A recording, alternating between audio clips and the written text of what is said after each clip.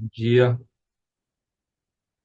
Começamos hoje, então, o segundo capítulo da parte um da síntese do Yoga, Yoga das Obras Divinas, e o nome do capítulo é a autoconsagração. É um capítulo relativamente longo, então ele foi dividido em três partes. Hoje a gente começa a parte um. E como temos feito, a gente vai começar com uma música, 3, 4 minutos, para que a gente possa se acalmar, criar um ambiente assim mais introspectivo para acompanhar o que Sri Aurobindo diz nesse capítulo. Só tem uma observação. É uma música bem conhecida e que tem uma parte de violino, no parte intermediária de violino. E como uma curiosidade, esse violino é dito que é um Stradivarius. É claro que quando você grava um violino e transmite assim uma rede social com MP3, o som do violino não vai ser igual ao som ao vivo. Mas, como uma curiosidade, uma informação, é o som de um violino Stradivarius. A síntese do Yoga, parte um, Yoga das Obras Divinas, capítulo 2, a autoconsagração, parte um.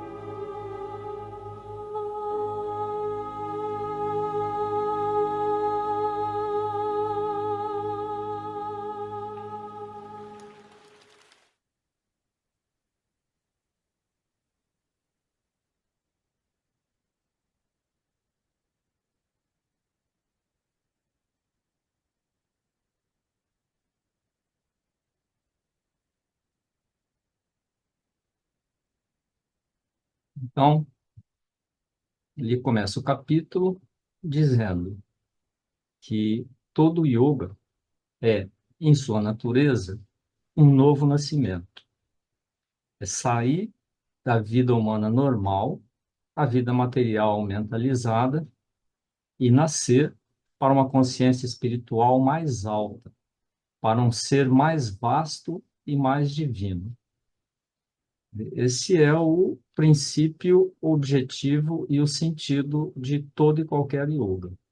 A gente deixar essa nossa vida aqui, comum, material, conduzida pela mente, no melhor das hipóteses, e alcançar uma consciência mais alta, uma consciência que ele chama de consciência espiritual, alguma coisa que está acima da mente, e alcançar algum ser, algum modo de ser mais vasto, mais amplo e mais divino.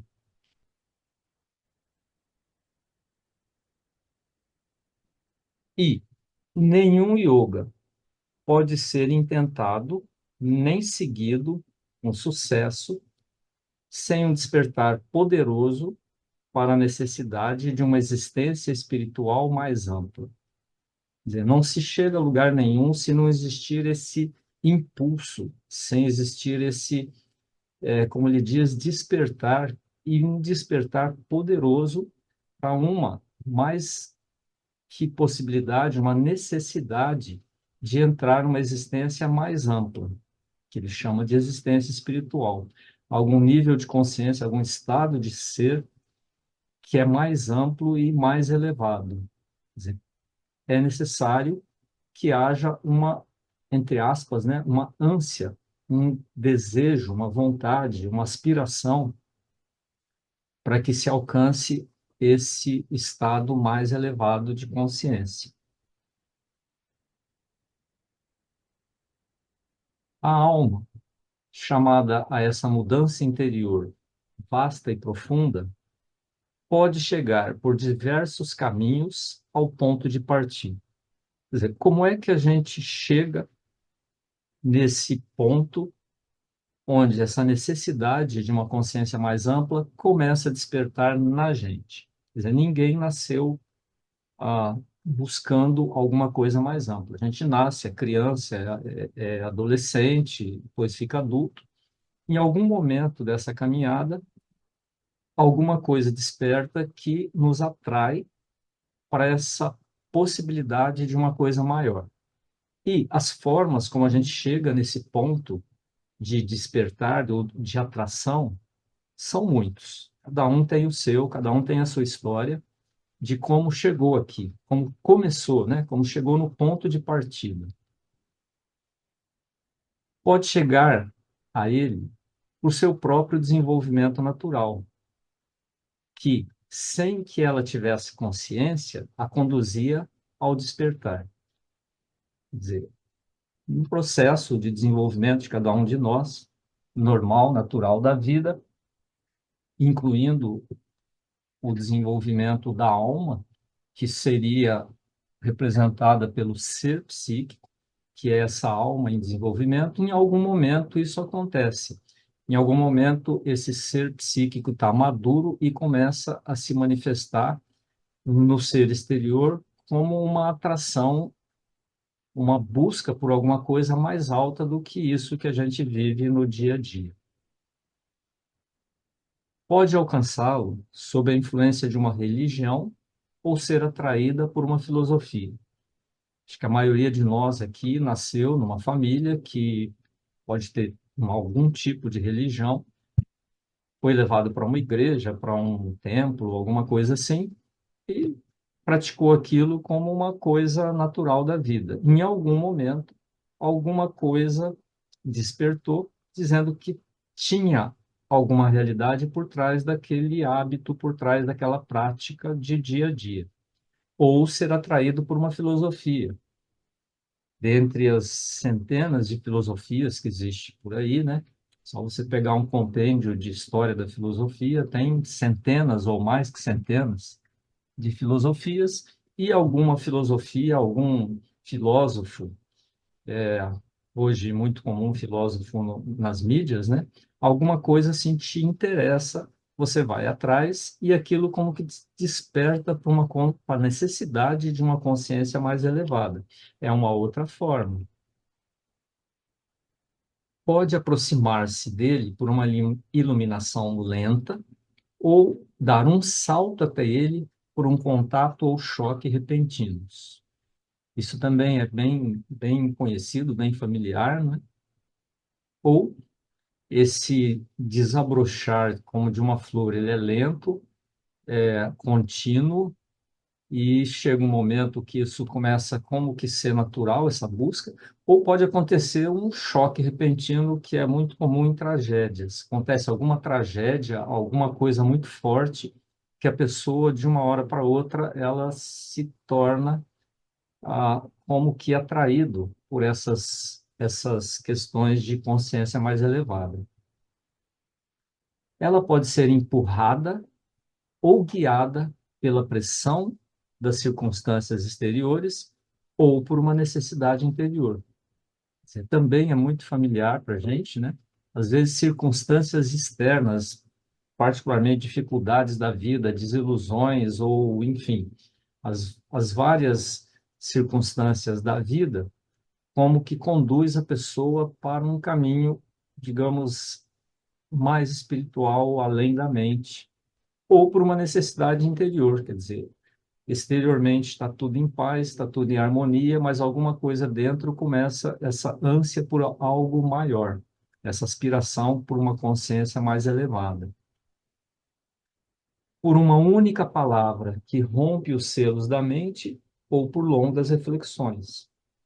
Também, às vezes, um toque, uma ideia, uma palavra desperta isso como que uma luz, um clique, ou por reflexões, por pensamentos, por discussões longas. Isso pode estimular esse desabrochar para alguma coisa mais elevada. Pelo exemplo, distante daquele que percorreu o caminho, ou por uma influência e contatos cotidianos. Quer dizer, por uma influência de algum mestre distante, que a gente leu algum livro, ou ouviu algum vídeo e aquilo nos tocou, ou pelo dia a dia mesmo, pela experiência de vivência cotidiana, que alguma coisa, como que nesse plano não está satisfazendo, então surge a necessidade de uma busca de algo maior. Conforme a natureza e as circunstâncias, o chamado virá. Quer dizer, em suma, cada um tem o seu caminho. Não existe uma forma única de você despertar para essa necessidade de uma consciência mais elevada, de algo maior do que isso que a gente vive no dia a dia. Cada um tem o seu caminho, cada um tem a sua forma. Não existe a forma correta, a forma melhor, a forma pior, cada um tem a sua forma. Porém, qualquer que seja a maneira em que o apelo vier, deve haver uma decisão da mente e da vontade, e como resultado, uma autoconsagração completa e efetiva. E aqui é a ideia do capítulo. Seja a forma que for que você chegou nesse caminho, você chegou nessa questão de buscar alguma coisa além desse cotidiano. Se você quer realmente entrar nisso e obter algum sucesso, precisa haver essa autoconsagração completa e efetiva, que ele vai descrever agora no restante do capítulo, que é uma dedicação, uma coisa que passa a ser o centro da sua vida. Essa busca por uma consciência mais elevada, essa busca pelo que é o correto, o que é o correto, o que é o certo em cada circunstância, em cada situação. Uma consciência que consegue perceber isso e um instrumento que consegue viver isso na vida do dia a dia. Essa autoconsagração, essa dedicação a esse objetivo.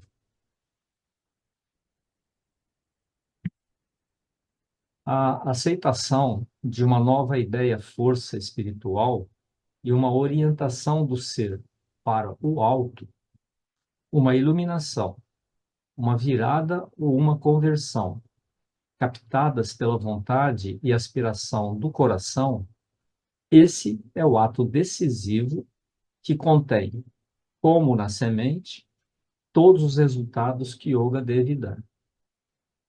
A semente, o início, o, o resultado em potencial, ele está condicionado a essa aceitação de uma coisa nova que passa a ser o objetivo da vida. Quer dizer, uma orientação do ser para o alto. Quer dizer, uma busca, uma conversão para esse objetivo único, onde todos os outros são como subordinados a esse, são como que conduzidos por essa, digamos, ideia, essa força, essa orientação do ser para o alto.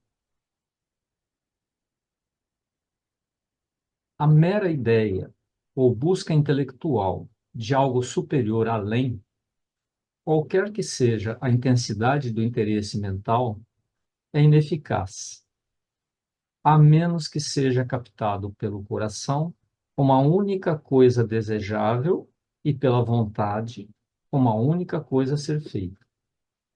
Quer dizer, o mero estudo mental intelectual, o mero conhecimento intelectual, ele não leva a muita coisa. Ele, isoladamente, ele é ineficaz.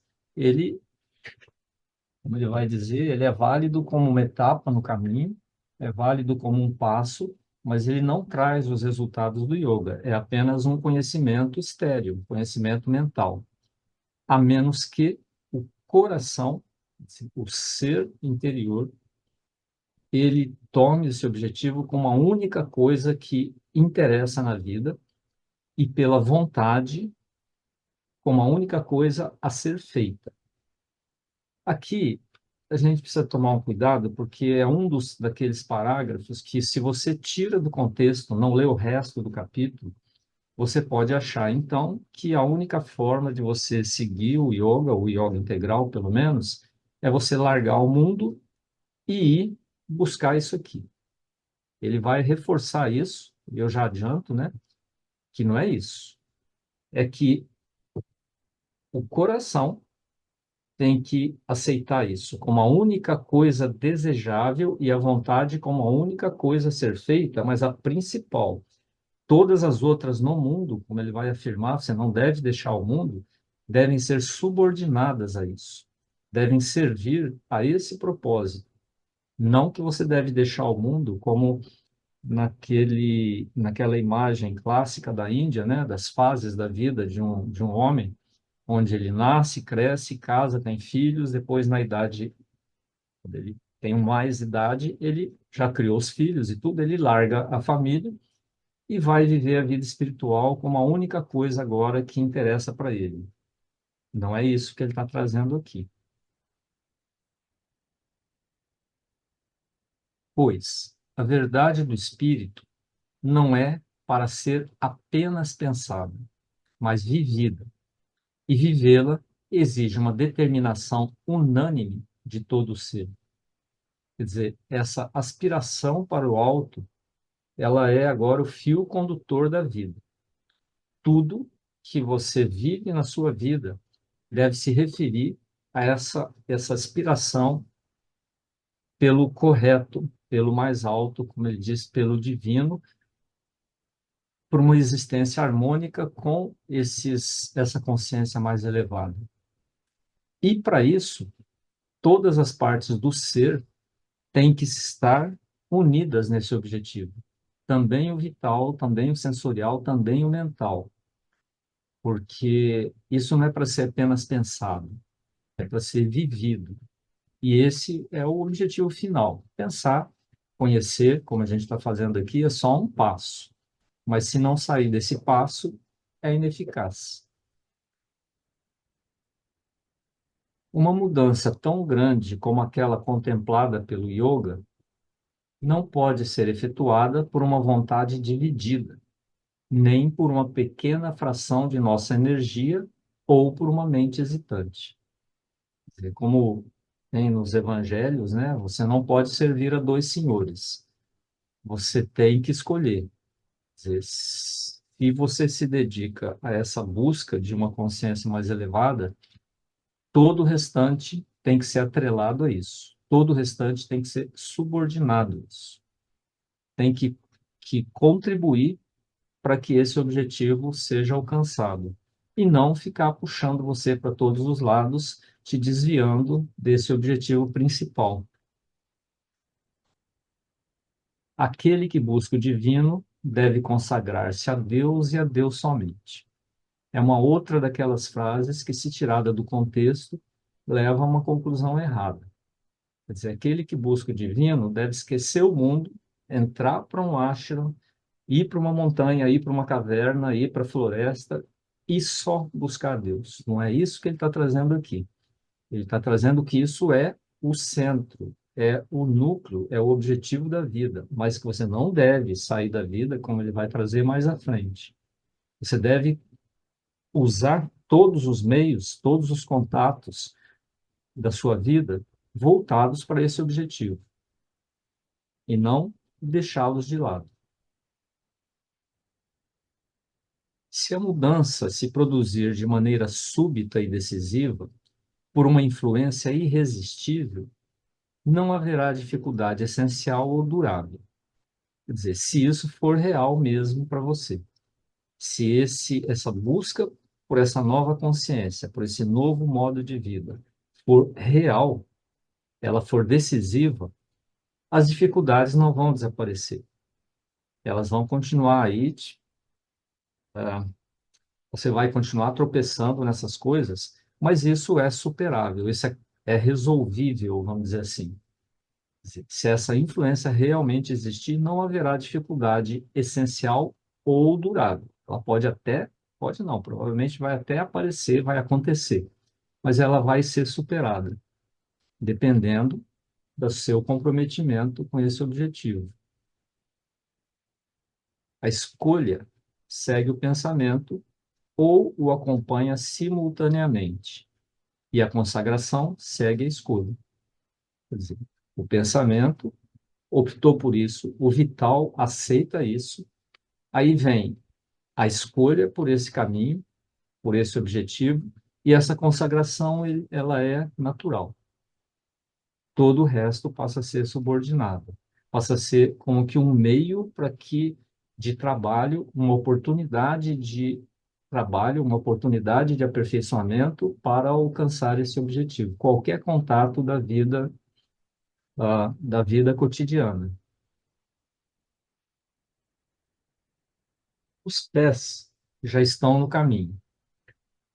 Mesmo se no início pareçam vaguear com incerteza, e mesmo se o caminho for visto de modo indistinto e o conhecimento do objetivo for imperfeito.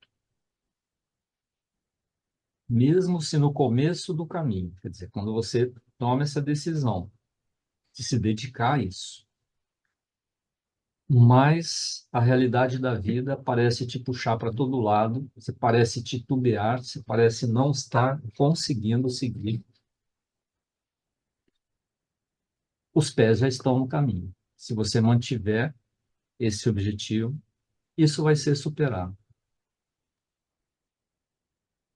O instrutor secreto, o guia interior, já está trabalhando, embora talvez não se manifeste ainda, ou ainda não apareça na pessoa de seu representante humano. Isso aqui remete ao capítulo anterior, né? Das quatro ajudas, o Shastra principal, o guia interior, que a gente pode entender como psique, que é aquele princípio em cada um de nós que está em contato direto com essa verdade maior. Quer dizer, ele já está aí, sempre esteve aí, só que ele não consegue alcançar o nível mental, não consegue se manifestar no nível mental. Daí toda essa balbúrdia que a gente vê no mundo.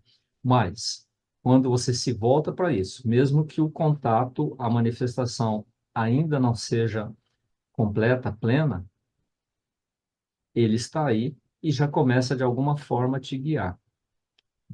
ou ainda não apareça na pessoa de seu representante humano. Ainda não apareceu para você um guia exterior, um professor, um mestre, um guru, um, alguém que te auxilie nesse caminho. Quaisquer que sejam as dificuldades ou as hesitações resultantes, não poderão, no final, prevalecer contra o poder da experiência que mudou o curso da vida. Aqui, sempre de novo, não é porque você decidiu seguir esse caminho que agora você já tem a verdade final das coisas e você, num instante, já se torna divino. As dificuldades vão continuar, essas hesitações frente às dificuldades vão continuar, mas se você mantém firme no objetivo principal, no foco principal, nada disso vai te desviar do caminho. Nada disso vai prevalecer contra o poder da experiência que mudou o curso da sua vida. A chamada, uma vez decisiva, se mantém. Quer dizer, para aqueles onde esse chamado foi decisivo, isso não desaparece mais. Ele pode adormecer em algumas pessoas onde esse chamado não foi tão profundo assim.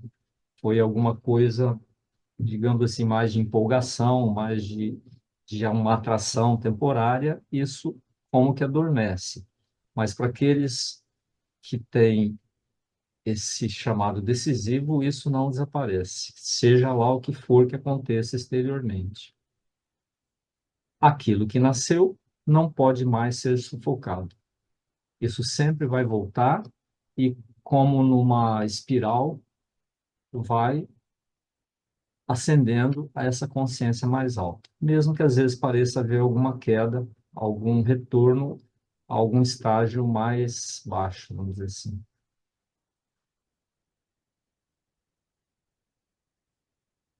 Mesmo se as forças das circunstâncias impedirem uma progressão regular ou uma consagração prática completa desde o início, ainda assim, a mente tomou sua direção e persiste, e retorna à sua preocupação dominante com uma força que sempre aumenta. São aquelas oscilações, aquela montanha-russa da vida. Se as circunstâncias da sua vida te puxa para lá, te puxa para cá, te puxa para cima, te puxa para baixo, e você não consegue avançar ou crescer ou intensificar sua consciência numa progressão regular, você tem aquelas quedas, aqueles retornos, aquelas aparentes sufocamentos da sua consciência, e isso não consegue ser um crescimento regular desde o início, se a decisão for verdadeiro. Se o chamado for realmente profundo, ele volta. Isso, as circunstâncias desaparecendo, circunstâncias, digamos, perturbadoras desse movimento. A hora que elas se desfazem, você volta ao caminho. Uma força que sempre aumenta. Há uma persistência inelutável no ser interior contra a qual as circunstâncias, no final, são impotentes. Quer dizer, entre aspas, os ataques das forças que buscam dificultar a evolução, na verdade, são ataques que, para aqueles que realmente tomaram essa decisão, são para fortalecer. Aparentemente, te desviam do caminho, te enfraquecem, mas no final, eles vão fortalecer essa determinação, na medida que essas circunstâncias se dissolvem em torno de você. Nenhuma fraqueza em nossa natureza pode, por muito tempo, ser um obstáculo, porque nenhum de nós é completo, pleno, forte, perfeito, o suficiente, que não tem nenhuma fraqueza, nenhum ponto, nenhum flanco desprotegido, que não possa ser motivo de alguma dificuldade. Agora, se a determinação for verdadeira, isso não vai ser um obstáculo. Em algum momento isso é superado e você pode dar o passo além.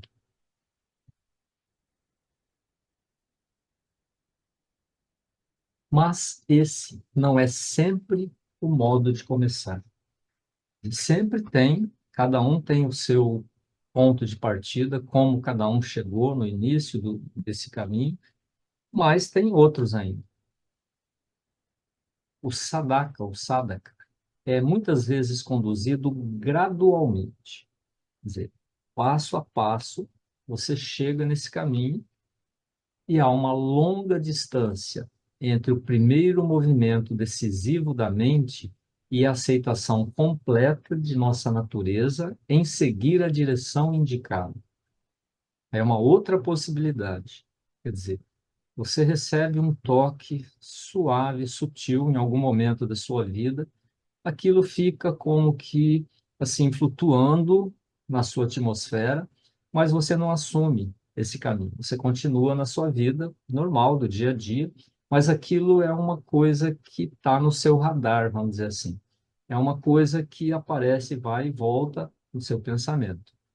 E isso, esse flutuar dessa ideia na sua atmosfera, pode levar muito tempo até que haja uma aceitação completa em seguir nessa direção. Quer dizer, isso para algumas pessoas, isso pode acontecer. É um movimento muito lento, muito demorado, até que se possa aceitar na natureza completa, seguir essa direção que foi sugerida lá atrás, há muito tempo, nessa busca por uma nova consciência, essa consagração a essa busca, consagração completa de todas as partes do ser. No início, pode haver apenas uma forte atração pela ideia e alguma forma imperfeita de prática, o que a gente vê, muito comum isso, em pessoas que se aproximam do yoga particularmente, mas de qualquer linha de pensamento, e tem aquela atração por essa ideia, mas fica só no campo da atração mesmo. Na prática, a pessoa continua sendo o que ela era, mas na mente, na há alguma coisa que a pessoa se inclina para essa ideia de busca de algo maior. E até mesmo alguma forma imperfeita de prática, onde a pessoa acha que era só fazer isso, só fazer aquilo, ou ah, ainda não se dedica completamente a isso, continua por um tempo seguindo na sua vida do dia a dia, mas aquela ideia de a busca de alguma coisa maior já entrou na atmosfera da pessoa. Ou talvez haja um esforço não encorajado por toda a natureza, ou uma decisão ou virada imposta por uma influência intelectual, ou ditada pela afeição e admiração pessoais por alguém que é ele mesmo consagrado ou devotado ao Supremo. Quer dizer, a pessoa entra em contato, por exemplo, com algum vamos dizer mestre espiritual, mas algum representante espiritual que está aí na mídia, por exemplo, que aparece, ou algum filósofo, alguma coisa, alguém que é devotado ao Supremo, e essa pessoa te impressiona um pouco, te atrai, então tem essa influência intelectual, ou tem uma admiração pelo trabalho daquela pessoa.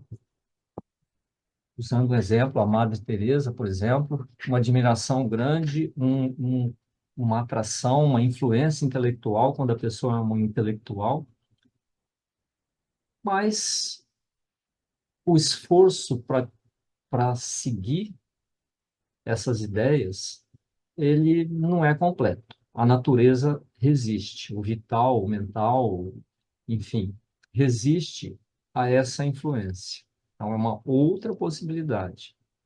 Nesse caso, um longo período de preparação pode ser necessário até que a consagração irrevogável aconteça.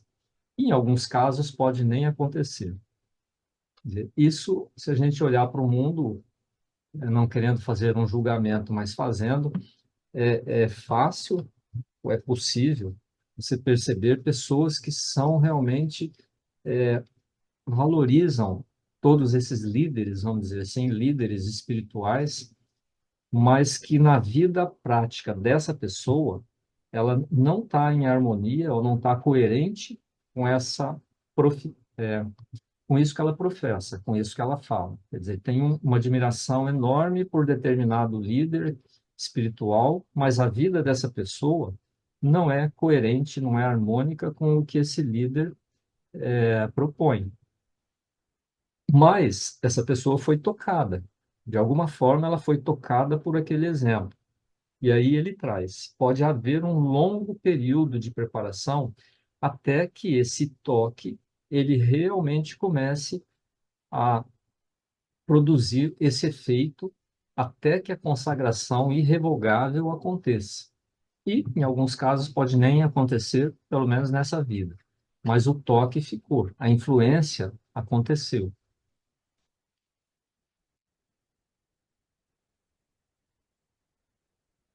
Pode haver certo progresso, um grande esforço e mesmo uma grande purificação e muitas experiências diferentes daquelas centrais ou supremas, mas a vida se passará em preparação.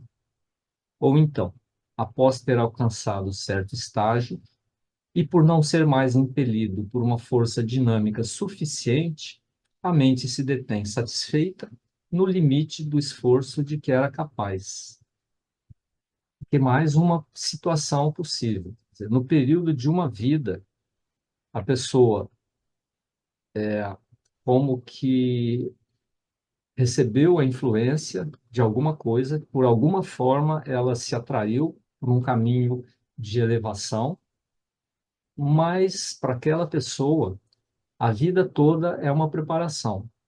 Ela nunca chega a esse ponto de uma dedicação completa, onde isso se torna o único objetivo, onde todos os outros são subordinados. Quer dizer, continua meio lá, meio cá, meio na vida de busca por uma consciência maior e meio na vida do mundo normal.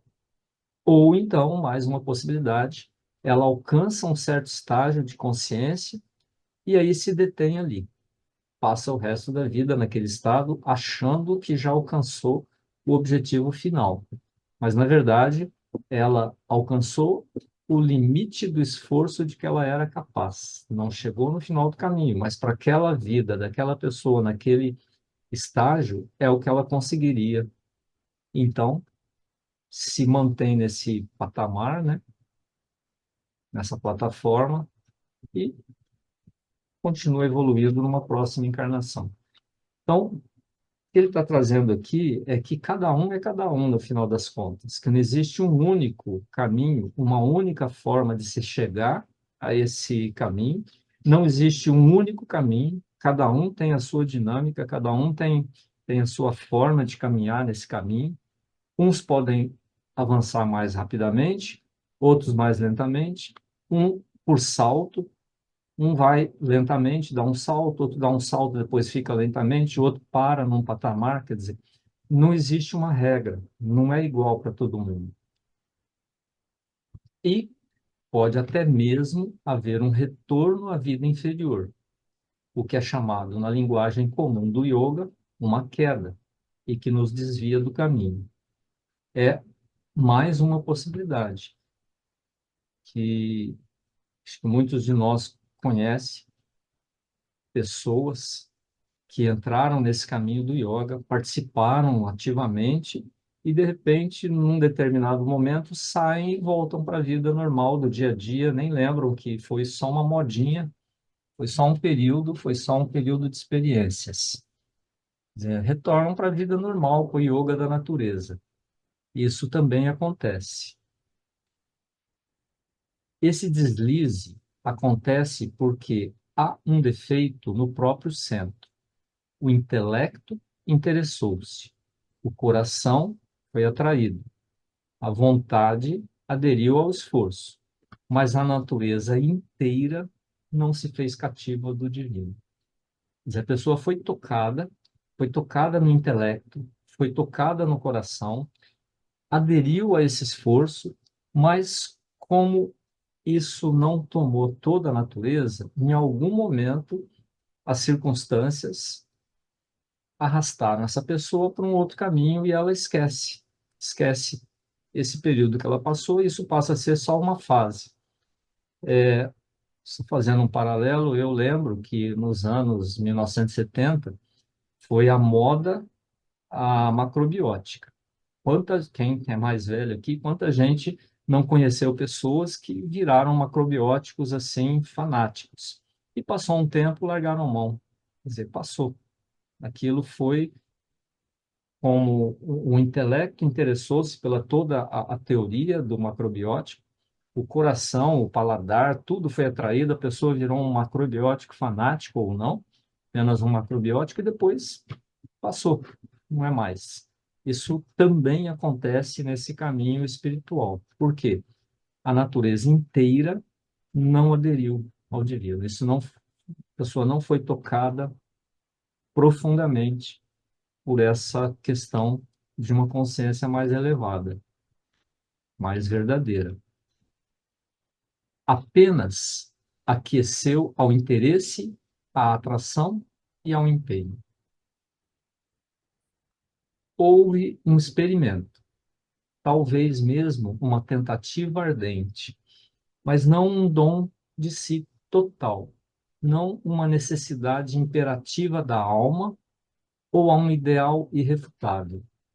Quer dizer, foi uma coisa forte, digamos, intensa num determinado plano, num determinado sentido. A pessoa experimentou isso, mas de alguma forma, por algum motivo, isso se dissolveu e a vida atraiu de volta essa pessoa e saiu dessa busca, voltou a viver o yoga da natureza. Contudo, mesmo esse yoga tão imperfeito não foi desperdiçado, porque nenhum esforço que eleva é feito em vão. Mesmo para essas pessoas que entraram nesse caminho, depois saíram, isso ficou. Isso ficou como uma semente que possivelmente, ou mais à frente na vida, ou em outras vidas, isso volta. Quer dizer, nada é feito em vão, nada é desperdiçado. Mesmo se falhar no presente, ou chegar apenas a algum estágio preparatório ou a uma realização preliminar, na verdade, ele determinou o futuro da alma. Isso fica, tudo que é vivido permanece. Toda a essência dessas experiências ficam como que gravadas no psíquico, no ser psíquico. E isso no futuro vai voltar. Porém, se desejarmos aproveitar ao máximo a oportunidade que esta vida nos dá, se quisermos responder de modo adequado ao chamado que recebemos e alcançar o objetivo que vislumbramos, e não apenas avançar um pouco em sua direção, um dom de si completo é essencial. Essa busca deve se tornar o eixo da nossa vida, o motivo principal onde todos os outros, toda a vida, prática cotidiana, ela é como que subordinada, ela é atrelada. Tudo na vida passa a ser algo, uma oportunidade de crescimento, uma oportunidade de ampliação da consciência, de correção, vamos dizer assim, da percepção. Tudo passa a ser o yoga. A vida toda é yoga. Essas palavras cabem aqui perfeitamente. Quer dizer, o essencial, o central é essa aspiração por essa ampliação de consciência, essa ampliação do ser essa universalização do ser, e tudo o que acontece em volta é utilizado como material de trabalho. O segredo do sucesso no yoga é considerá-lo não como um dos objetivos a perseguir na vida, mas como o único objetivo, não como uma parte importante da vida, mas como o todo da vida. Quer dizer, o central na vida é o objetivo do yoga. Essa união com essa consciência maior que sabe o que é correto, sabe o que é verdadeiro, sabe o que é bom, o que é belo, e que tudo na vida é conduzido ou é utilizado para que se alcance esse estado. E visto que o yoga, em sua essência, consiste em abandonar a vida comum, material e animal, assim como vive a maioria dos seres humanos, ou a maneira de viver mais mental, mas ainda limitada, seguida por um número menor, e voltar-se para uma vida espiritual mais vasta, para a vida divina, cada parcela de nossas energias que dermos à existência inferior e no espírito dessa existência estará em contradição com nosso objetivo e nossa dedicação.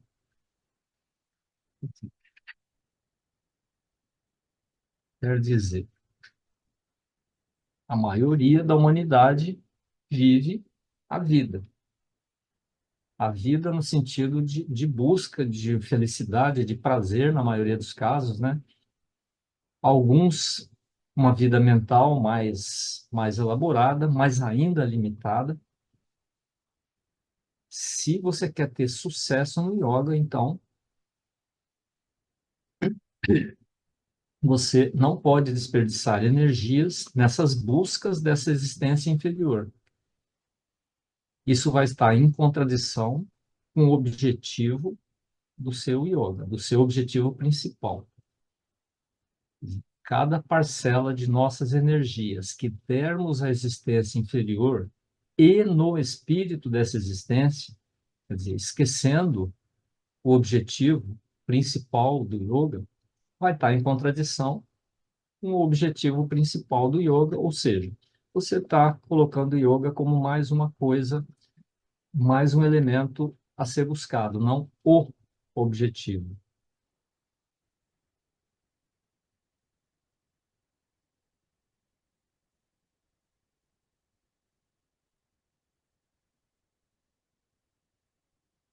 Por outro lado, cada energia, cada atividade que pudermos dissuadir dessa aliança com as coisas inferiores e dedicar ao serviço das superiores, será um ganho enorme em nosso caminho, será o tanto que tomaremos dos poderes que se opõem ao nosso progresso. A dificuldade dessa conversão massiva é a causa de todos os tropeços no caminho do yoga. Quer dizer, se cada coisa fora desse objetivo principal, se puder converter ao objetivo principal, se puder atrelar esse objetivo, se puder usar como uma forma de desenvolver a sua percepção, a sua consciência, o seu ser, isso vai ser um ganho enorme no caminho. Será o tanto que tomaremos dos poderes que se opõem ao nosso progresso. Esse é um esforço, quer dizer, de você tomar tudo que aparece no seu caminho, não ser arrastado por isso, mas usar isso como uma forma de crescimento, como uma oportunidade de desenvolvimento. Senão, isso é a causa de todos os tropeços no caminho do yoga. Esse ser arrastado para todos os lados. Pois nossa natureza inteira e seu ambiente, nosso ser pessoal e nosso ser universal estão cheios de hábitos e de influências que se opõem ao nosso renascer espiritual. e nos impedem de darmos sem reserva ao nosso empenho. Quer dizer, nossa vida, como ela é, a gente está atraído para todo lado por toda série de coisas. A gente vive no meio de muitas influências exteriores. A gente tem muitos hábitos desenvolvidos no decorrer de nossas vidas, e tudo isso como que se opõe, ou pelo menos dificultam, essa dedicação a esse objetivo principal. Nos impedem de darmos sem reserva ao nosso empenho. Isso é normal, é natural. Nossa natureza e todo o nosso ambiente. Nosso ser pessoal e nosso ser universal. No processo de evolução, de desenvolvimento, a gente é atraído por todas as forças do vital, do sensorial e mesmo do mental. E isso pode atrapalhar, atropelar nosso caminho. Em certo sentido, não somos nada mais que uma massa complexa de hábitos mentais, nervosos e físicos, unidos por algumas ideias dominantes, desejos e associações. Um amálgama de muitas pequenas forças que se repetem com algumas vibrações maiores. Essa definição de nosso ser normal. Quer dizer, em um certo sentido, o que nós somos? Uma massa de hábitos mentais, nervosos e físicos, algumas ideias dominantes que ligam isso, alguns desejos, associações, quer dizer, uma mistura, uma confusão de muitas pequenas forças recorrentes e algumas vibrações maiores. Isso é o que nós somos normalmente. Aquilo que propomos em nossa yoga é nada menos que romper a formação inteira de nosso passado e de nosso presente, que constitui o ser humano comum, mental e material, e criar em nós um novo centro de visão, um novo universo de atividades que constituirão uma humanidade divina ou uma natureza supra-humana. Quer dizer, você deixar de lado, ou romper, ou criar, acima disso, um novo centro de visão. A busca de uma visão mais correta das coisas, uma visão da verdade das coisas, independente de todos esses hábitos, dessas influências de nosso passado e presente. Quer dizer, e esse novo centro de visão, uma visão correta das coisas, uma visão da verdade das coisas. Isso vai constituir uma humanidade divina ou uma natureza supra-humana. Quer dizer, o yoga integral, pelo menos, propõe nada menos que isso.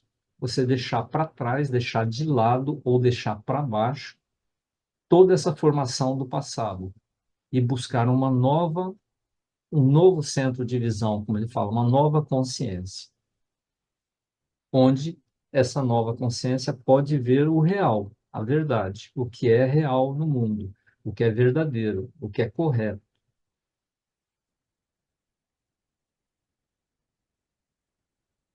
A primeira necessidade é dissolver essa fé e visão centradas na mente, que afixam em seu desenvolvimento e satisfação próprios, em seu interesse pela velha ordem exterior. Quer dizer, nós, a grande maioria da humanidade, mas não todos, vivem centrados na mente.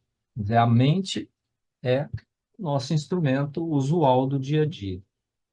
O racional, mente racional. Pelo menos a parcela mais desenvolvida da humanidade usa isso como sua referência. E mesmo aqueles que não têm uma mente muito desenvolvida, essa mente é conduzida pelo vital, pelo sensorial, mas no final das contas é a mente que decide, mesmo ela sendo conduzida por esses princípios mais baixos. Quer dizer, ele está trazendo aqui é que você precisa dissolver essa fé e visão centradas na mente. Dissolver traz uma ideia de uma coisa lenta e gradual, não é destruir, não é detonar, é dissolver. Começa a perceber que essa visão centrada na mente não é a visão maior, não é o final da estrada. A mente não é o fim da evolução, é só um estágio, tem alguma coisa acima da mente. Então, a gente começar a olhar para algo acima da mente, ou mais profundo que a mente.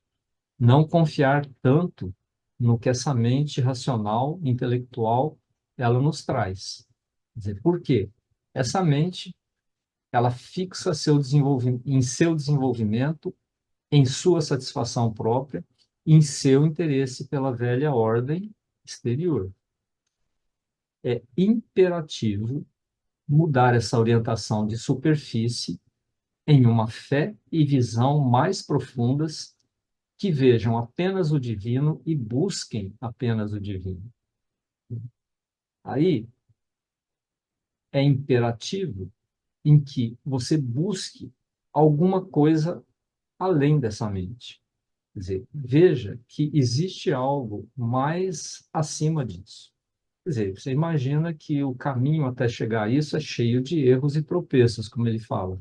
Mas o primeiro passo, a primeira necessidade, é você aceitar que existe algo assim, quer dizer, e busque uma fé e visão mais profundas que ele chama de divino, que é a consciência mais elevada, a consciência mais profunda. Quer dizer, é uma necessidade para que você comece a avançar nessa direção, porque senão você vai ficar preso no nível mental sempre. A necessidade seguinte é compelir todo o nosso ser inferior a reverenciar esta fé nova e essa visão maior. Quer dizer, o primeiro passo, então, primeira necessidade, é buscar uma visão mais profunda, é ver que a mente racional, intelectual, ela é necessária, é útil, porque senão a gente não estaria aqui, mas perceber que isso não é o final. Quer dizer, existe alguma coisa maior, alguma coisa mais profunda. E depois, todo o nosso ser inferior, o nosso ser vital e sensorial, referenciar essa nova visão maior. Porque, como a gente sabe, o vital tem uma força poderosa de conduzir o racional, a mente. As pessoas que têm um vital muito poderoso, a mente é escrava, ela é conduzida pelo vital. E aí vem as racionalizações. Quer dizer, que você acha que é uma coisa racional, mas é o vital e o sensorial que está conduzindo o mental. Então isso tem que ser revertido também. Quer dizer, o ser inferior, o vital e o sensorial tem que aceitar essa visão maior como algo mais verdadeiro. Toda nossa natureza deve fazer uma entrega integral, oferecer-se em cada uma de suas partes, em cada um de seus movimentos, àquilo que, para a mente sensorial não regenerada, parece muito menos real que o mundo material e seus objetos. Todas essas partes têm que aceitar essa visão maior, mesmo que para uma mente sensorial bruta, não regenerada, isso pareça muito menos real que o mundo material, porque, afinal de contas, o mundo material a gente olha, percebe, sente, e essa visão maior é uma coisa mais abstrata. E o caminho até o desenvolvimento disso é cheio de enganos. O caminho até se chegar a uma mente mais elevada que vê o real é cheio de tropeços, erros e tropeços e confusões. Quer dizer, não é um caminho reto, vamos dizer assim, como ele fala, tem as suas ascensões e as suas descidas, tem os seus enganos também.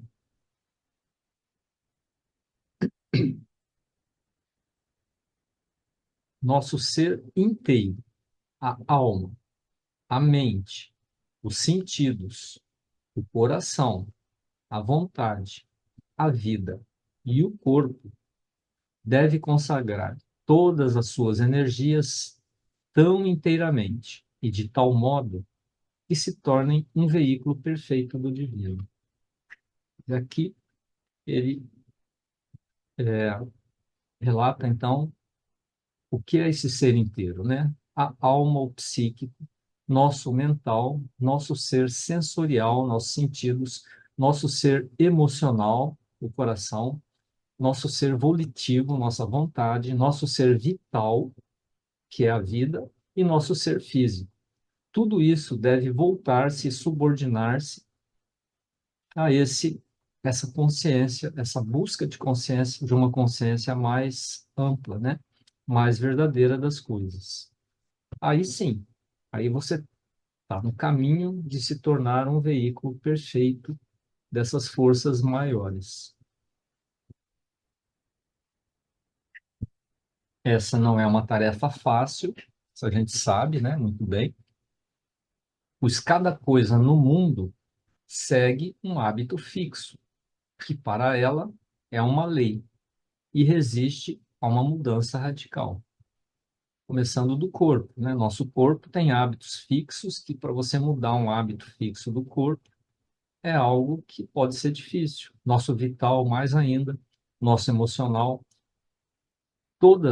essas partes têm os seus hábitos e isso tem que ser transformado, tem que ser voltado ou servir a essa busca dessa consciência maior.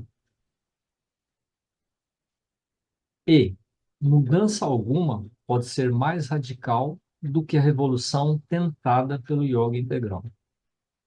Porque a proposta de yoga integral é você fazer uma transformação integral de todas essas partes, não apenas da alma, não apenas da alma e da mente, mas também dos sentidos do emocional, do volitivo, do vital e mesmo do físico. É algo assim realmente grande e difícil. Cada coisa em nós deve ser constantemente chamada de volta para a fé, a vontade e a visão centrais.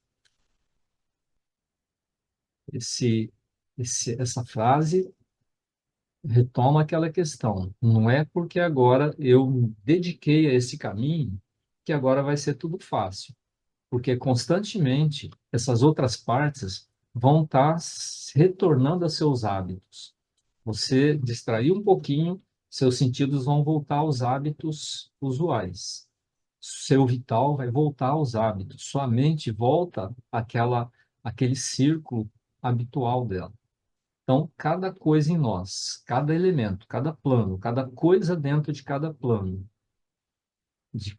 do ser, deve ser constantemente chamada de volta para essa fé, vontade e visão centrais, para esse objetivo central que é esse desenvolvimento, esse alcançar, essa busca por uma consciência mais ampla e mais profunda, que é a consciência divina, como eles chamam.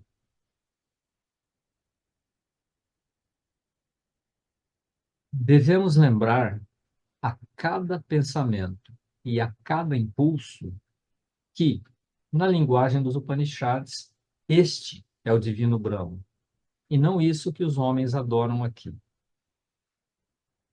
Quer dizer, no momento que você se direciona para essa consciência mais alta, isto é que é Brahma, e não tudo isto que acontece aqui, tudo o que é buscado no mundo, pelos outros planos. Quer dizer, o que os homens adoram aqui são as coisas que as pessoas buscam na vida comum. Quer dizer, o que são os valores, grandes valores de uma pessoa normal, digamos assim, no mundo, que não está nessa busca de uma consciência maior, tudo que se é valorizado, tudo que se busca no mundo, isso não é Brahma. Brahma é essa questão dessa busca por essa consciência mais elevada, que vê o que é o correto em cada circunstância, o que é o verdadeiro em cada situação e não o que as pessoas buscam no mundo.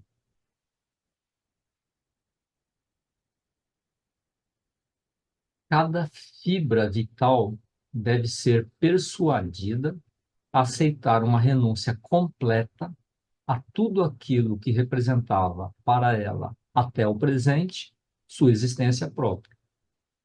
Quer dizer, nosso ser vital deve deixar de lado, renunciar tudo aquilo que ele buscava e subordinar tudo a esse novo objetivo de vida. Não é abandonar tudo, não é largar tudo, é subordinar, quer dizer, renunciar àquilo que era para ela a sua própria existência, sua existência própria, e subordinar tudo isso a essa busca por uma consciência mais elevada. A mente deve cessar de ser mente e tornar-se brilhante com algo além dela. A mente deve aceitar que existe algo além dela. E essa que é a busca, alguma consciência mais elevada que isso, e a mente deve ser um instrumento dessa consciência mais elevada, e não ser o mestre. A vida deve mudar em algo vasto, calmo, intenso, poderoso, que não mais reconhece seu velho self cego, estreito, ávido, com seus pequenos impulsos e pequenos desejos. Isso deve ser olhado de um outro ponto de vista. A consciência se ampliando, se aprofundando, se elevando, o ser vital, a vida, deve se tornar, aqui não é o ser vital, né? A vida, como ela acontece, em algo mais vasto, mais calmo, intenso e poderoso, e esse self, cego, estreito e ávido, self, pequeno self, com seus pequenos impulsos e pequenos desejos. Aqui eu quase que enxergo o ego, mas ele está falando do velho self, o pequeno self, cego, estreito, ávido, com seus pequenos impulsos e pequenos desejos. Tudo isso deve ser transformado. Até mesmo o corpo deve submeter-se a uma mutação e deixar de ser o animal exigente ou rústico, retardador, que é agora, mas, ao contrário, tornar-se um servidor consciente, um instrumento radioso e uma forma viva do espírito. Quer dizer, o corpo, que em muitas pessoas é o centro da vida, né?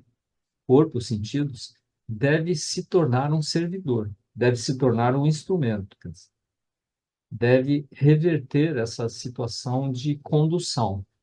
Naquela imagem clássica da carruagem com os cavalos, o vital, os cavalos, aqui vai além, porque fala o corpo, que seria a carruagem.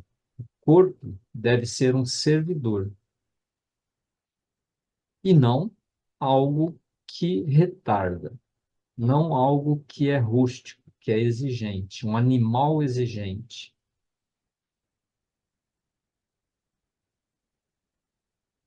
A dificuldade da tarefa conduziu naturalmente à busca de soluções fáceis e radicais. Gerou e fixou profundamente a tendência das religiões e das escolas de yoga a separar a vida do mundo da vida interior. Como realmente o que o yoga integral propõe, que é uma transformação completa de todas as partes do ser. Os diversos caminhos de yoga e muitas religiões consideraram isso como uma coisa muito difícil, quase como impossível. E aí buscaram uma solução alternativa. Quer dizer, cada religião, cada linha de yoga buscou alguma simplificação. Aqui ele chama de solução fácil e radical. Os poderes desse mundo e suas atividades práticas não pertenceriam a Deus, pensou-se. Ou, por alguma razão obscura e incompreensível, Maya ou outra, seria uma contradição sombria da verdade divina. E aí começou a separação entre o mundo material e o mundo espiritual. Quer dizer, considerou-se que o mundo material não pertence a Deus. É uma contradição com a verdade divina. Do lado oposto, os poderes da verdade e suas atividades ideais pertenceriam, acreditou-se, a um plano de consciência de todo diferente daquele obscuro, ignorante e cheio de desvios em seus impulsos e forças, no qual a vida na Terra tem a base. Então, sim, algumas linhas de pensamento, ou muitas linhas de pensamento, trouxeram essa separação, a vida espiritual e a vida material, e que elas não eram possíveis de serem integradas, que eram coisas separadas, que eram coisas distintas. Disso resulta de imediato uma antinomia entre um reino de Deus esplendoroso e puro e um reino do diabo sombrio e impuro. E isso também é muito familiar a todos nós, né? Essa separação de mundo, vida mundana e vida espiritual. Sentimos a oposição entre nosso nascimento terrestre, nossa vida rastejante e uma consciência divina, espiritual e sublime. E aí começou a haver essa dicotomia, começou a haver essa percepção de que a vida no mundo não é compatível com a vida espiritual. É impossível você viver uma vida espiritual no mundo. É fácil convencer-se de que essa vida sujeita à Maya é incompatível com a concentração da alma na existência pura do Brahman. Se você quer buscar Brahman, você tem que deixar o mundo, porque é impossível você viver essa busca de Brahman no mundo. É sujeita à Maya aqui, vista como ilusão, como poderes de ilusão. O caminho mais fácil seria abandonar tudo o que pertence a esse mundo e retirar-se no outro, por uma ascensão austera e abrupta. Nessa linha de pensamento, então, a única saída seria você deixar esse mundo. Seja fisicamente mesmo, se retirando para um ashram, para um mosteiro, para uma caverna, uma floresta, seja retirar-se interiormente, não vivendo o mundo, o tanto quanto possível você se abstrair do mundo. Ou seja, a vida mundana e a vida espiritual se tornaram separadas. Assim nasce a atração e, poderia parecer, a necessidade do princípio de concentração exclusiva, que tem um papel tão importante nas escolas especializadas de yoga. Algumas escolas de yoga até propõem isso mesmo, você deixar o mundo e viver só na meditação, na vida espiritual, não participar na vida do mundo. Pois essa concentração pela renúncia inflexível ao mundo pode-se chegar a uma consagração total ao uno em que nos concentramos. Quer dizer, ele mesmo no início do capítulo, como eu falei, se você retira aquele parágrafo dali e lê ele isoladamente, sem ler o capítulo inteiro, parece que ele está propondo exatamente isso. Uma concentração única nessa busca espiritual. A única coisa importante é isso. Essas algumas escolas especializadas de yoga e algumas religiões ou seitas seguiram exatamente esse caminho. Vai haver uma renúncia inflexível ao mundo para que eu possa me consagrar totalmente ao Uno, como ele falou no início. E propuseram isso. A partir daí, não teríamos mais a incumbência de obrigar todas as atividades inferiores ao reconhecimento difícil de uma vida espiritualizada nova, superior, e de treiná-las para serem seus agentes ou seus poderes executivos. Quando você vive sozinho numa floresta, numa caverna, ou em algum grupo pequeno, num ashram, fora da sociedade, no meio de uma montanha, ou num mosteiro que não tem grande condição, mosteiro, convento, que não tem grande contato com o mundo, é mais fácil você se dedicar a uma vida espiritual, não tenha dúvida. Mas aí, aquelas partes do ser que em contato com o mundo material não vão ser treinadas, não vão ser regeneradas, não vão ser convertidas, ficam do jeito que estavam. E mesmo para aqueles que não entram em mosteiro, nem convento, nem ashrams, vivem a vida no mundo, mas se retiram interiormente para essa vida espiritual, na hora que estão em contato com o mundo, numa situação de mundo, parece que esquecem toda essa vida espiritual e se tornam uma pessoa comum. Quer dizer, esses poderes não são regenerados, eles não são treinados, eles não são aperfeiçoados. Esse é o problema. Então, nessa linha, seria suficiente destruí-las ou aquietá-las e, no máximo, manter as poucas energias necessárias para a manutenção do corpo e a comunhão com o divino. Tem linhas que a gente conhece que dizem que você não deve trabalhar o corpo, você deve se focar unicamente no contato com o divino. Então, o corpo é você vai, assim, manter o mínimo necessário para você continuar vivo e com alguma saúde, né? Mas ele não deve ser transformado. E você vive fora da sociedade, fora do mundo. Quer dizer, no máximo, manter as poucas energias necessárias para a manutenção do corpo e a comunhão do divino. De novo, se você tira esse trechinho do capítulo, ah, traduzindo alguns verbos aqui, né, como seria, não sei o quê, traduzindo como é, você distorce completamente o sentido do parágrafo. Você tem que ler os próximos parágrafos.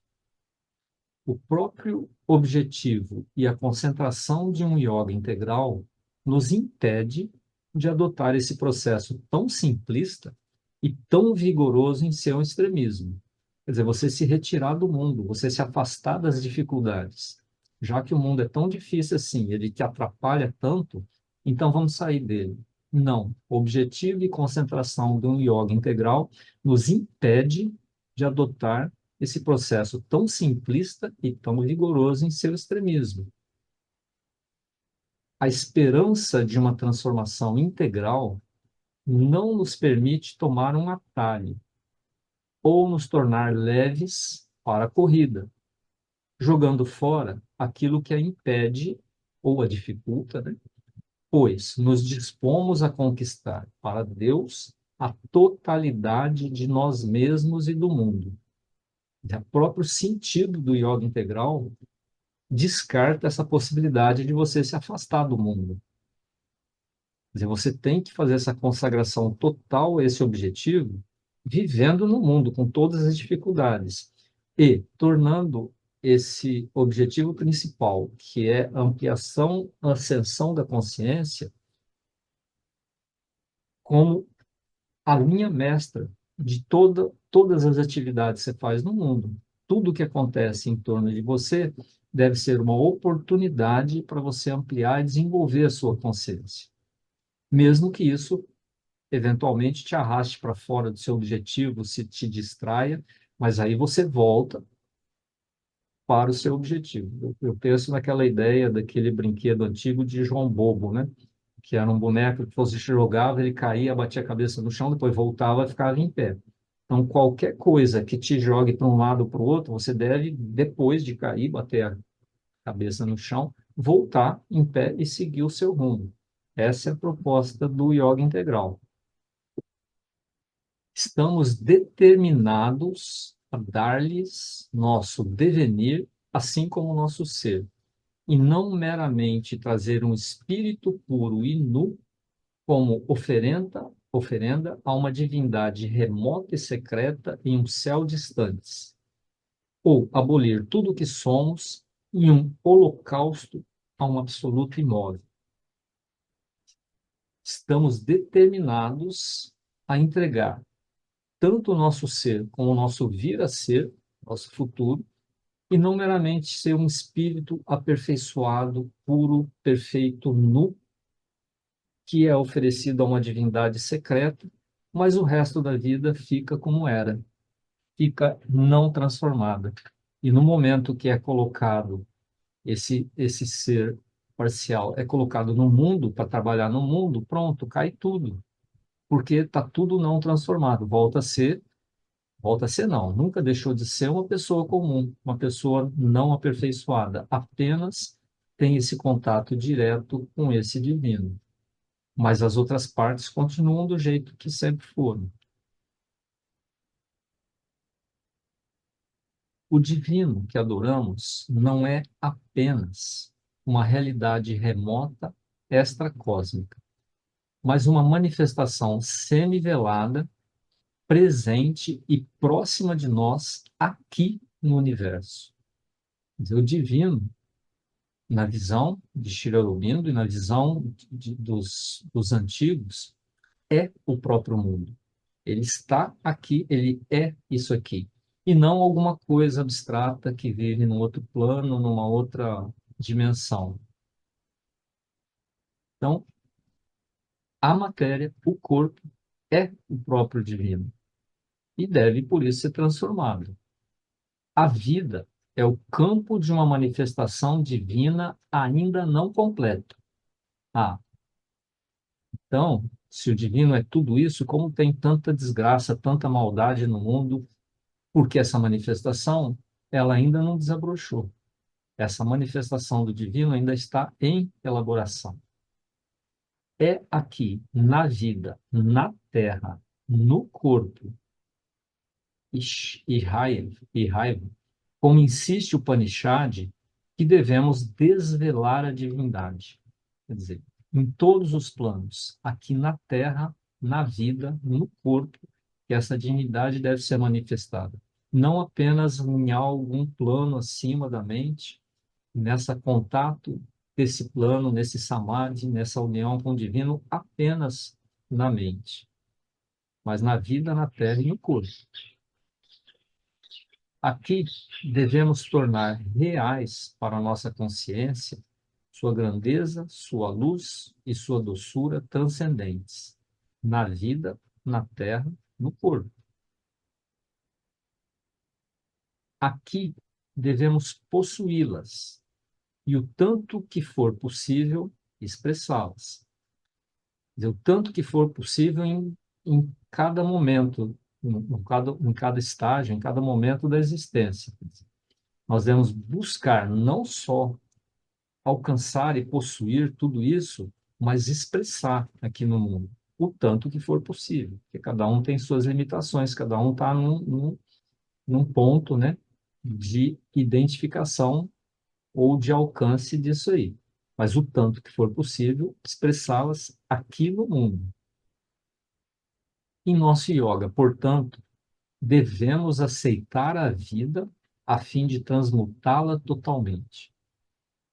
Totalmente é corpo, vital, sensorial, mental, emocional, espiritual. Aceitar a vida como ela é, com todos os seus planos e buscar essa transformação em todos os planos. Não abandonar nenhum desses planos. Nos é interdito esquivarmos das dificuldades que essa aceitação pode acrescentar à nossa luta. Sem dúvida. Sem dúvida nenhuma. Você deixar o mundo e viver fora do mundo vai facilitar muito esse contato com o divino. Vai facilitar muito essa concentração exclusiva, essa dedicação exclusiva. Isso, possivelmente, é o objetivo para alguns, reforçar ou intensificar essa busca, esse contato com o divino. Eu penso nas freiras enclausuradas que ficam fechadas como numa prisão dentro de algum lugar. O, o motivo dessa existência é essa intensificação, essa canalização dessa energia divina aqui para o plano terrestre. Mas não é o objetivo para todo mundo. Ele vai trazer mais à frente que, para alguns, isso até pode ser realmente, por um período maior ou menor, a, um recurso válido. Você sair do mundo e ficar por um período maior ou menor se concentrando nessa busca, nessa identidade. Mas não é objetivo permanente. Ele pode ser válido temporariamente. Esse temporariamente pode ser maior, pode ser menor. E é aceitável, sim, ele é válido, mas não objetivo permanente. Isso é só temporário.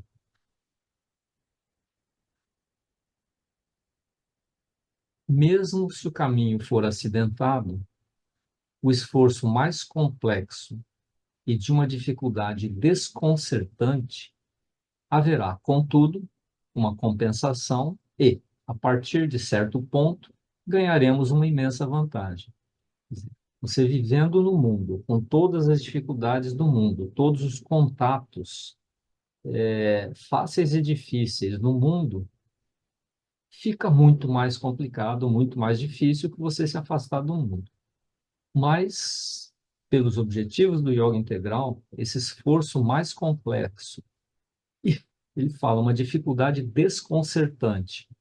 A partir de um certo ponto, isso é uma imensa vantagem, porque você consegue transformar todas as partes do seu ser em todas as situações.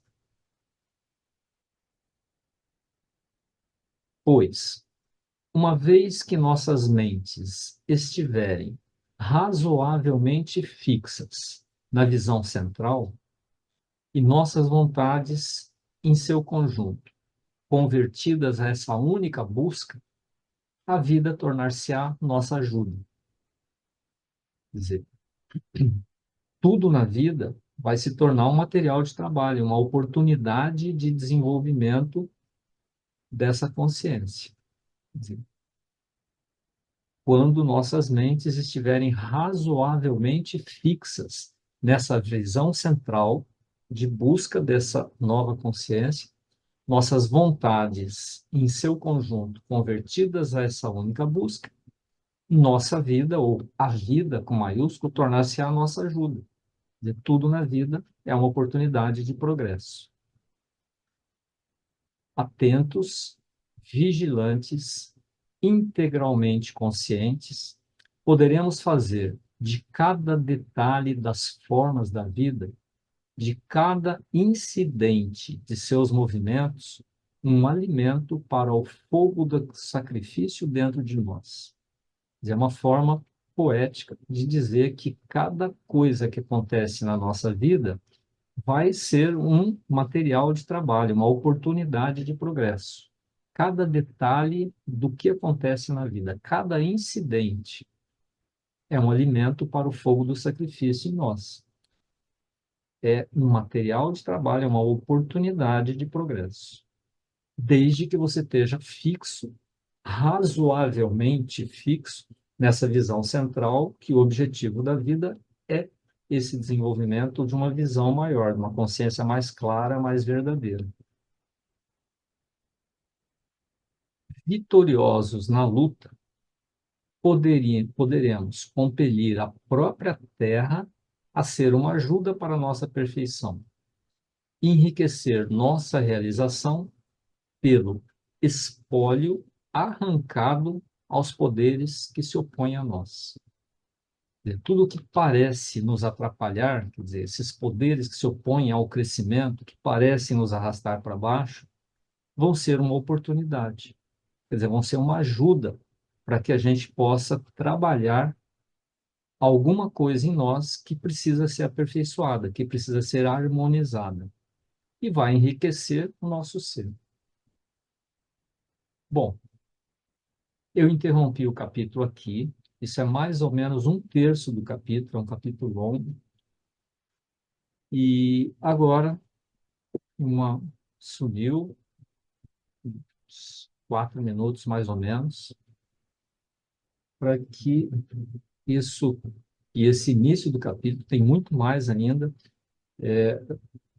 Só ampliando aquilo que eu falei há pouco, se você tira um parágrafo do contexto, ele pode parecer que tem um sentido contrário do que Shri Aurobindo está trazendo. Então, tem que tomar muito cuidado com essa leitura de parágrafos. Aqui é um terço do capítulo, tem mais dois terços do capítulo, onde ele vai completar essa ideia. Então, vamos aguardar esses outros dois terços do capítulo.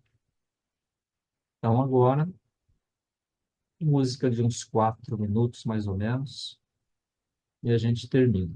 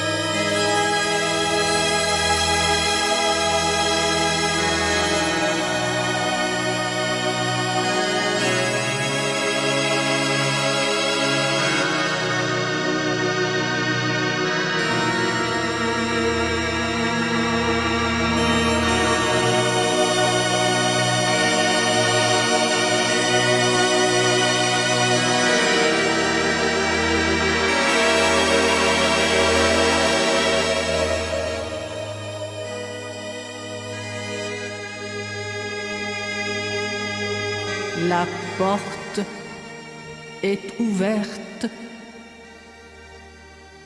Il vous suffit d'entrer.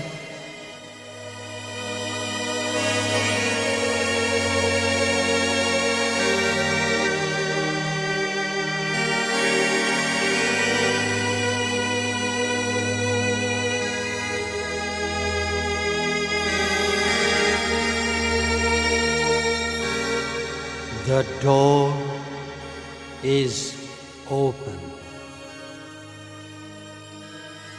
You have only to step in.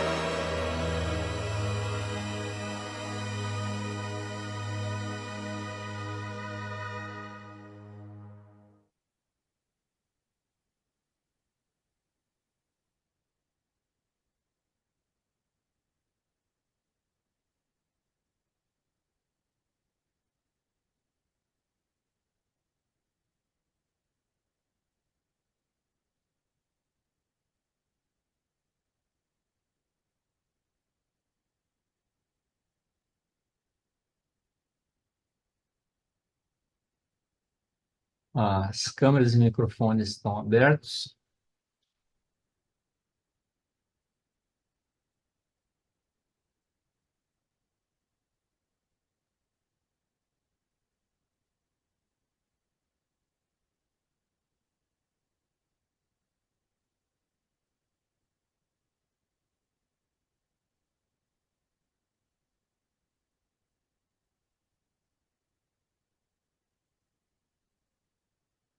Hoje, 12 de outubro, Dia das Crianças, né? E dia de Nossa Senhora, Padroeira do Brasil.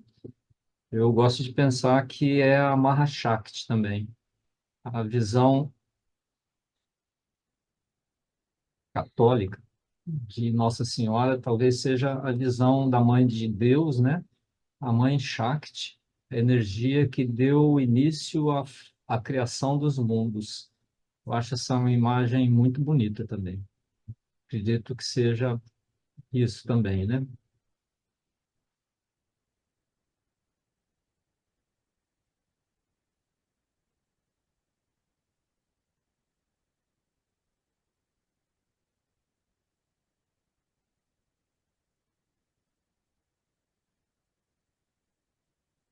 Então,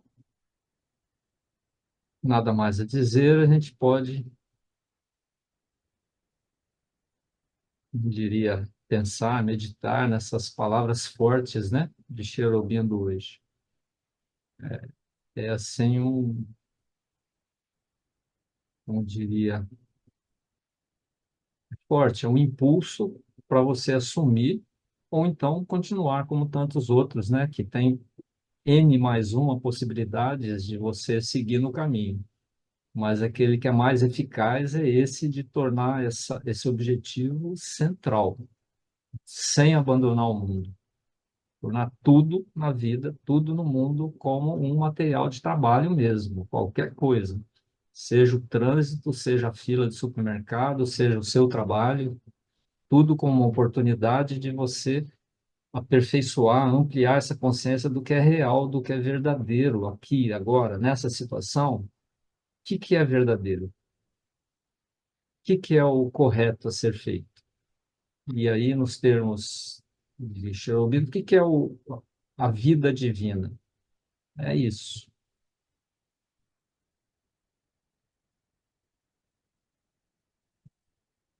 Então, próximo sábado, leitura de Wolff, né? E no próximo domingo, a vida, ou não, Ricardo, né? Com um sábio. Às vezes eu me confundo, porque já teve mês que a gente alterou, e aí às vezes eu fico meio perdido. Vai alterar esse mês? Não, né? Pode ser que sim, mas confirmamos aí oportunamente, né? Mas em princípio é Savitri e depois a vida de...